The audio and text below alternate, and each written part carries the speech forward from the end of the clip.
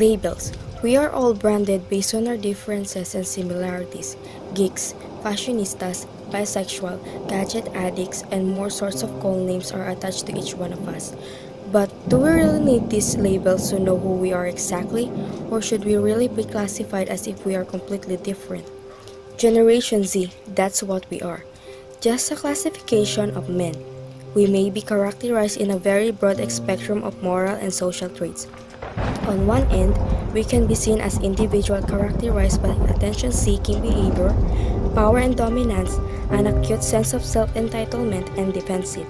We love to be leaders who have a lot of control over the other people. But when do we learn to be a follower? When do we learn to lower our conceit or too much pride? We are prisoners of the society ruled by the law of technology. We tend to lose our social connections to our friends and worse, family. Just imagine how those touch screens can make us lose touch. Technology is supposed to make us together, not to make us selfish and separated. We can make the use of social media not to be an extremely toxic activity. The world is constantly under threat of being flooded with hypocrites. Aren't we sick of those pretenders? Pretending that they know what is right, but doing the opposite actions. Wrong is wrong, even if everyone is doing it. Right is right, even if no one is doing it. We all know the truth behind us. The truth that we love comparing ourselves to others. But unison is what we need, not comparison. We are obsessed over freedom and independence. But we must not let this obsession rot our minds and lead us to madness. We are like birds that are free to do anything, free to fly and explore different things, but then we should set our limitation in everything we do.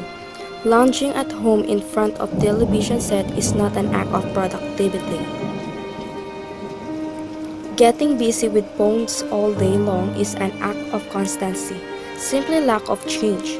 Start some change even in a simple way. We're living with our own perspective and that's make us unique. But is it uniqueness that we need? No. A sense of togetherness. Being one to stand and fight to embrace the real sovereignty of everyone. Our liberal thoughts may be misconstrued by our elders as overstepping. But the same liberal thinking may also create change in a generation that reeks with social noise and bandwagon mentality. It's true that we, Generation Z, are the only hope of our countries, the way to the most awaited change. The fate of the younger generation is in our hands, so we must take control. Let's not be greedy for all the fame we could get from the people around us. Let us be hungry over societal progress. Yes, we're just 20% of the population, but we're definitely 100% of the future. That heroes can hide in the most unlikely of places. But this time, let us all show up. We, Generation Z, could be heroes. Me and you, all of us. And that's what we are exactly.